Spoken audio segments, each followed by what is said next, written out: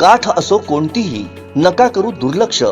करा उपचार आधी, नाहीतर व्हाल कॅन्सरचे भक्ष. SSPM lifetime hospital Padve Sindhudurg. SSPM cancer centre. Mahatma Phule योजनेअंतर्गत कर्करोग तपासणी आणि उपचार पूर्णपणे मोफत. संपर्क 74 990 49 561 आणि 74 996 91 705. SSPM lifetime hospital Padve. SSPM cancer centre.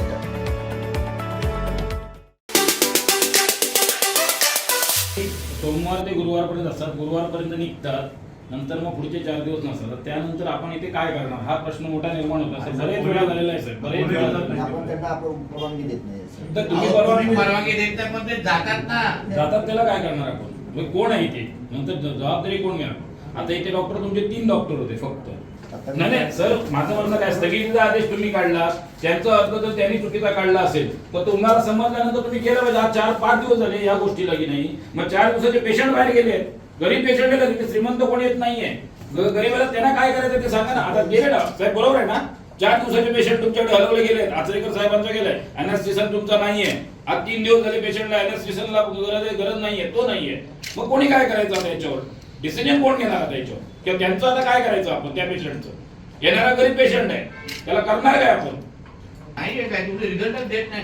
Civil surgeon झाल्यापासून तुम्ही आतापर्यंत काय तुम्हाला आता आणून इथे दाखवायला लागतं आम्ही लोकांना. तुमचे किती नेमके इथे व्हिजिट होतात, तुम्ही काय करता ह्याच्यावरून सुरुवात करायला पाहिजे. कसं चालणार मग अशा होत असेल तर? तुम्ही आम्ही बोलल्याशिवाय एवढं करतच नाहीये. ह्याला कितींदा द्यायचं हे डेप्युटी? तुम्ही ह्यांना जबाबदाऱ्या पण 100% देत नाहीये. जिल्ह्यातला असताना पण धर्मदेवच्या वरती तुम्ही किती दिवस आता इथून सुरू करू? कोणालाही लिव्ह घ्यायची असेल, बाहेर जायचं असेल तर त्याची काहीतरी सिस्टम ठरवा ना. डिसिप्लिनची काहीतरी सिस्टम ठरवा ना. काय आहे म्हणजे उदाहरण साधारण इन्फॉर्मेशन कोणाला काही क्लास देणं. ट्रेनिंगचा आणि डॉक्टरचा काय समज मला कळत नाही. ते ट्रेनिंग मध्ये असताना इथे काय झालं तर ते ट्रेनिंग मध्ये म्हणून हे लोक सुट्ट्या घेत आहेत. नाही सर, त्यांनी ट्रेनिंगला गेल्यानंतर 2 दिवसासाठी यांच्याकडे चार्ज घेतली. कोणाकडे? तुमच्याकडे. तुमच्याकडे चार्ज घेऊन गेले का? आपण तुमच्याकडे चार्ज घेतले तर तुम्हाला सुट्ट्या तुम्ही लोकांना कशाला अजून देता? त्यांनी आधीच ऑलरेडी सुट्टीवरच आहेत, त्यांनी सँक्शन करतात. फक्त ही काय म्हणणं सुट्ट्याचा काहीतरी इथे डिसिप्लिन लावा. सुट्ट्याचा काहीतरी डिसिप्लिन लावा. कोणी येतोय, सुट्ट्या घेतोय, जातोय, ट्रेनिंगचं कारण देतोय, घरगुती कारण देतोय, बॅग घ्यायला जायचं, हे अशा काही जोपर्यंत डॉक्टर आणि या सगळ्या गोष्टीला काहीतरी बॅलन्स झालं पाहिजे ना. वैद्यकीय अधिकाऱ्यांना फक्त रिपोर्ट यांच्या स्तरावर ठेवले. पण हे तर 12 पेक्षा जास्त होत आहे. टोटल अगर तुम्ही बघितलं 12 दिवसापेक्षा जास्त अनुपस्थित असतात ना. मेडिकल लीव्ह तर विषय वेगळा आहे. पुढे जर ते तर तुम्हाला डॉक्युमेंटेशन दिल्याशिवाय तुम्ही मेडिकल लीव्ह देऊ शकत नाही आजारी पडून. पण हे तर 12 पेक्षा जास्त. आणि अशी किरकोळ कारण आहे ती. त्याच्यामध्ये 12 मध्ये ट्रेनिंग धरलं जातं की नाही? म्हणजे ते वरती जातं. तुम्ही त्यांचा मुद्दा तुम्ही काढत असाल असं होत नाही ना. हाजीरच होत नाही ना. हजर आता आता त्याचा प्रश्न काय? धर्माधिकारी जे आहेत त्यांना लिव्ह किती घ्यायचंय का नाही हे ठरवणारा जर तुम्ही असाल तर ते तुमचं ऐकत नाहीये. ते नसतातच इथे. स्ट्रिक्टली करायलाच लागेल, कारण ते नसतातच ना. हे सगळे कार्यकर्ते आहेत, हे समाजामध्ये असतात. ह्यांचं इथे पेशंट आल्यावर रिटर्न परत पाठवायला लागतं ओरस किंवा सावंतवाडी. डिलिव्हरी पेशंट सगळे जातात. चौकली डॉक्टर रेडिओलॉजिस्ट त्यांना तिथे देतात. त्यामुळे सोनोग्राफी बंद. सोनोग्राफी बंद तरी काय करणार त्याला, असा विषय झाला. आता परत साहेब एक आपल्याला हे आहे, काल आता NRHM कालची यांनी ऑर्डर काढली आहे की स्थगिती आणली आहे त्याला. म्हणजे आपण बाहेरून डॉक्टर येतात, म्हणजे आता प्रायव्हेट त्याला दाबले, ते पण आता देत नाही. ते नाही दिलं तर हॉस्पिटल बंद पडणार आहे. काही उपयोग नाही आहे त्याचा. कोणी येतं, कोणी जातं, नेमलेले डॉक्टर तुमचे तुम्ही सुट्टीवर पाठवता. सुट्टीवर गेल्यानंतर कोण विचारायला कोण नाहीये. आता साधारणपणे ज्यांची ऑर्डर निघाली ते बॅग घेण्याच्या नावाने परत गेलेला लातूरला. हे कारण केवढं शुल्लक आहे तुम्ही विचार करा. आता माझी जर इथे पोस्टिंग झाली तर मी बॅग घेऊन येणार नाही का पहिल्या दिवसापासून? आणि दुसऱ्या दिवसापासून मी ड्युटी जॉईन नाही करणार का? साधं कॉमन सेन्स आहे ना. ते ह्यांच्या उत्तरामध्ये मला कळा. आता ते लोक बॅग घेण्यासाठी 2-3 दिवस गेलेले. काय अर्थ त्या गोष्टीला? हे डॉक्टरांचं उत्तर आहे. बॅग घेण्यासाठी मध्ये गेले, मग येताना मग काय पहिलं पाणी करून घेतात का? अरे ठीक आहे इथे राहायचंय का, मग त्याला बॅग घेऊन जायला 2-3 दिवस जातो. शिस्त लागली कुठे? कुठला डॉक्टर काय करणार आहे लावलेलं आहे तिथे? नाही लावलेलं आहे. आम्हाला कसं कळणार हे काय करतात, हे काय करतात, या मॅडम काय, आम्हाला कसं कळणार? आलेल्या पेशंटला कळणार कसं? बेसिक गोष्टी आहेत, बेसिकच आहेत, त्या पण जर तुम्ही लावू शकत नाही म्हणजे आश्चर्य करा. तुमचे व्हिजिटच होत नाही सिव्हिल सर्जन साहेब, तुम्हाला कळणार कसं तुमच्या जिल्ह्याच्या मध्ये काय चाललंय? अरे आलेल्या पेशंटला अगर मला इथे कोणाला सोनोग्राफीसाठी जायचं असेल, कळलं तरी पाहिजे कुठला डॉक्टर अवेलेबल आहे, त्याचं नाव तरी पाहिजे बोर्डवर. लँडलाईन नाही, ऑक्सिजन प्लांटचा वापर नाही, मग फायदा काय इथे? लिफ्ट पण बंद आहे.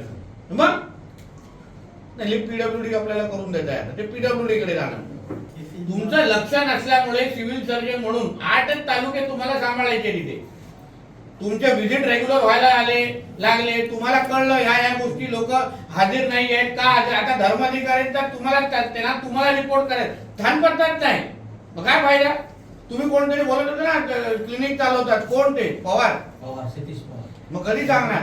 ते रेडिओलॉजिस्ट ते जे नेमणूक करतात ना रेडिओलॉजिस्ट म्हणून, सोनोग्राफी ते स्वतःचे सोनोग्राफीचं क्लिनिक आहे. ते इथून तिथे जाणार पेशंट आहे. आणि इथून patient तिथे जाणार. डॉक्टर आहेत त्याचे आणि patient आहेत ना, तो आहेत ना, स्वतः हे सोनोग्राफी डॉक्टर आहेत. त्याला दुसरा चार्ज दिलाय सर. त्यांच्या स्वतःची क्लिनिक आहे, ते इथे पेशंट आणणारच नाही. कॉन्फ्लिक्ट ऑफ इंटरेस्ट नाही होणार का? ते स्वतःचा क्लिनिकचा प्रॉफिट बघणार की तुमच्या शासकीयचा प्रॉफिट बघणार? हे आम्ही सांगितल्याशिवाय तुम्ही केलं नसतं. प्रॉब्लेम आहे सिव्हिल सर्जनचे, हे सोपं नाही.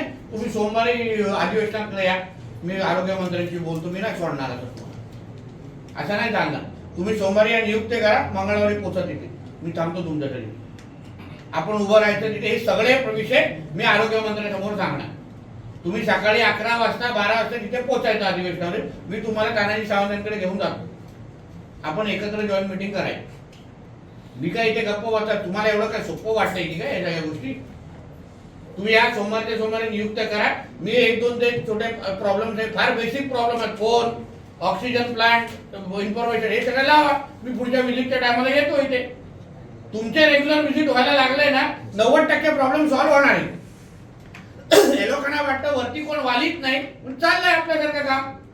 तुम्ही आता कारवाईची भाषा करताय, सुधारणार आहे की नाही सांगा. तर सगळ्या जणांना तुम्हाला मी आरोग्य मंत्र्यांच्या समोर उभा करतो. सगळ्यांना मुंबईला तुम्ही चला माझ्यावर, त्यांच्या समोर उभं राहून तुम्ही सगळ्यांची ऑर्डर काढायला लावतो चौकशी. मला काही नाही, मी इथे तडजोड करायला देणार नाही तुम्हाला. पहिला आम्ही बोलत बसायचो, विरोधी पक्षात होतो, आता तर आमचं सरकार आहे. आम्हाला ह्याच्यामुळे आमची पण प्रतिमा खराब होणार ना.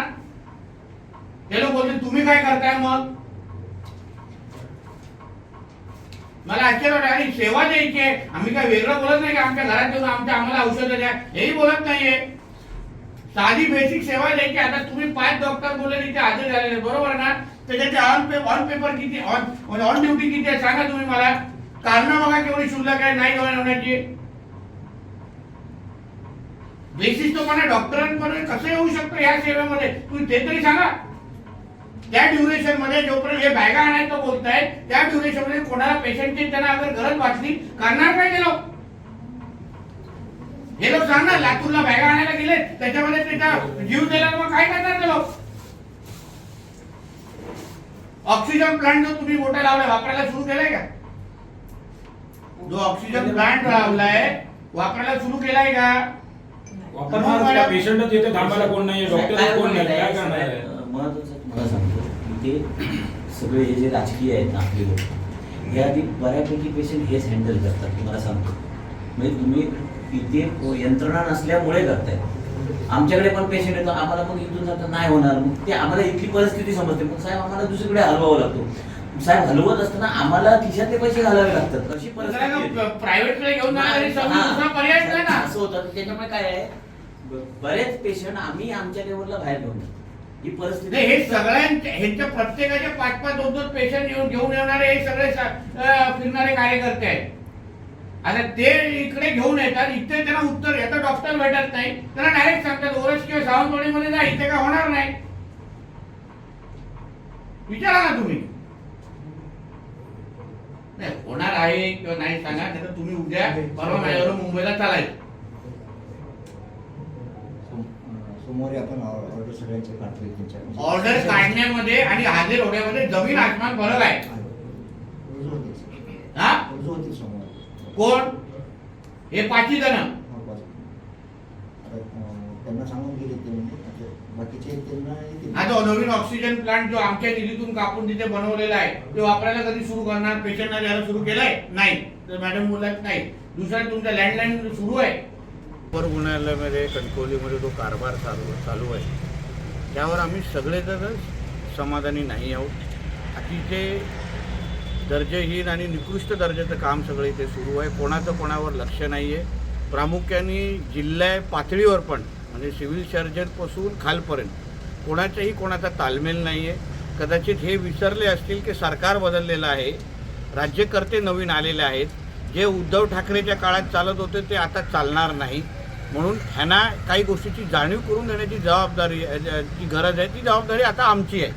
मी ज्या काही गोष्टी नजरेने पाहिलेल्या आहेत त्या आरोग्य मंत्र्यांच्या सोबत मी मंगळवारी सिव्हिल सर्जनना तिथे घेऊन बसणार आहे.